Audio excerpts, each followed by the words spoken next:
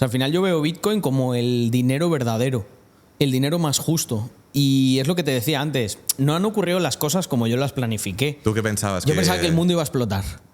O sea, yo pensaba que la siguiente crisis financiera todo se iba a ir a la mierda y tal, y que Bitcoin iba a ser como una especie de oro digital con el que ahí, como si fuera la peli de Mad Max, ¿sabes? Como matándonos ahí por gasolina y tal, y con bitcoins. O sea, ¿Y tú crees que eso no puede ocurrir en unos años? No descarto que pueda ocurrir, pero lo que he visto es que está ocurriendo lo que yo pensaba que iba a ocurrir, pero de una manera mucho más gradual, ¿vale?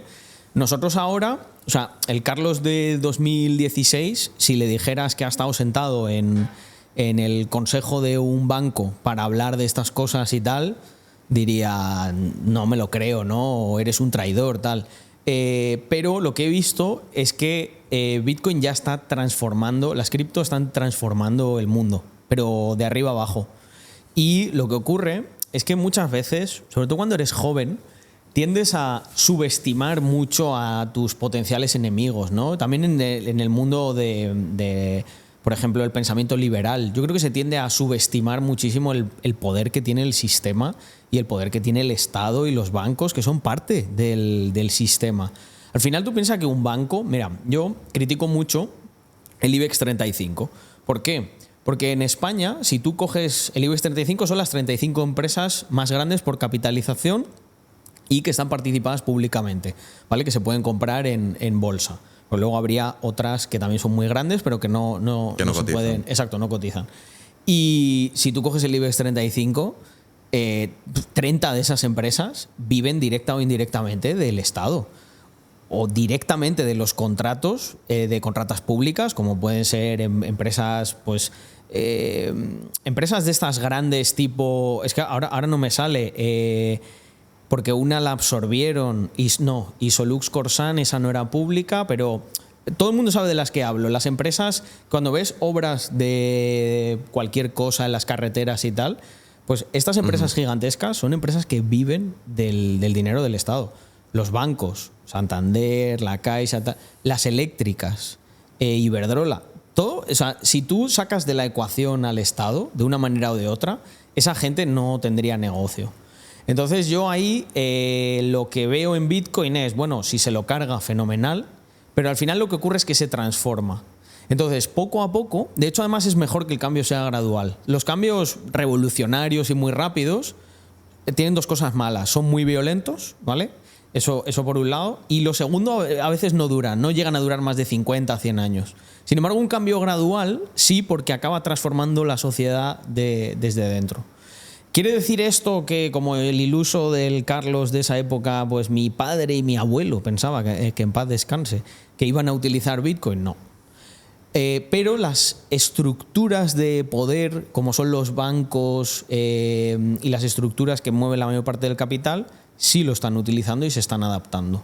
Y les está forzando a, en mi opinión, ser mejores, ser más transparentes y más justos en algunas cosas. Claro, estoy de acuerdo, y ese cambio tan drástico al final es muy complicado que acabe ocurriendo, pero bueno, quién sabe, y puede llegar a ocurrir en el futuro. Porque tú además con tema Bitcoin empiezas comprando, pero también estuviste minando durante un tiempo. Sí, yo lo que hice fue, fíjate que por eso el ejemplo que ponía antes de que me tomaba las cosas como un juego, ¿no? Ha tenido un impacto muy, muy positivo en mi vida. ¿Yo sabes por qué me puse a minar, Adri? Porque cuando invertí y gané, ¿vale? Yo pillé, para que la gente lo entienda, yo pillé los primeros por debajo de $100, ¿vale? Creo que a mí, de hecho, es que tengo el recuerdo porque fue aquí en Barcelona, en Plaza Universitat, un chico que se llamaba Javi, media melena negra. Yo los compré mano a mano en un sitio que se llamaba Local Bitcoin, que por cierto cerraron hace 1 año y medio y tal, me dio muchísima pena. Y tú hacías la transacción, ¿no? Y tú le enviabas como pasta a su banco y quedabas con esa persona, él decía que la pasta se había recibido y entonces desbloqueaba tus bitcoins en tu cartera. Es un servicio de escrow, ¿vale? Contrapartida, que de hecho así es como se fundaron la mayoría de los bancos. Hay un intermediario que es el que pone el trust, la confianza, y cuando las dos partes están ok, se produce la transacción para que uno no pueda timar al otro, ¿vale? Y yo pillé por debajo de $100 hasta cuando llegó a 1.200, ¿vale?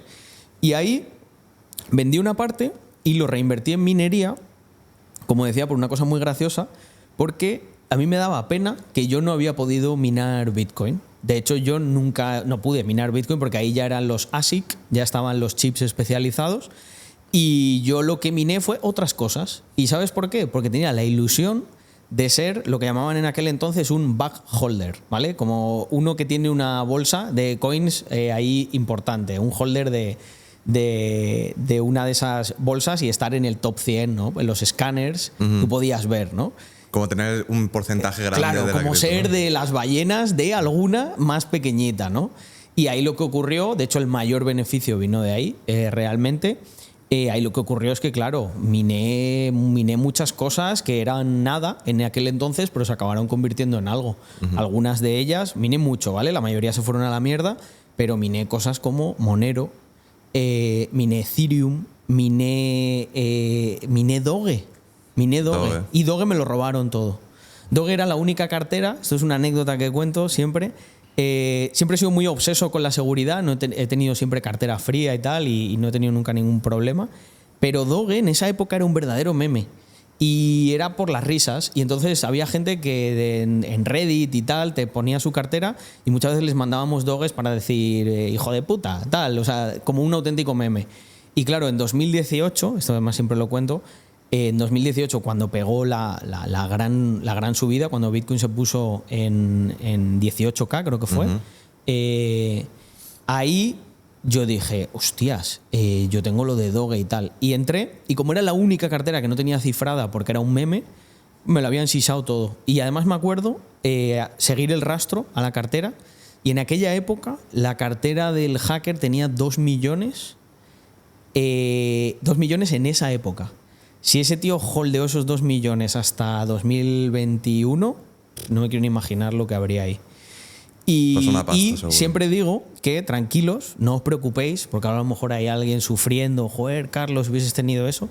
No existe universo en el que yo entraba ese día a vender todo lo que había. De hecho, yo ni me lo creía. Digo, pero ¿cómo va a subir esta mierda de moneda y tal? Que literal, me acuerdo que fue coger y poner la granja 2 o 3 días por las risas, y claro, pero yo tenía bastante potencia. Yo llegué a tener, creo que en total 32 GPUs en 2000, eso fue en 2014-2015. ¿Y lo tenías ahí en el piso con el ruido, el Tenía calor? una parte, la tenía en el piso, y otra lo puse en una nave industrial que tenía mi padre en aquella época.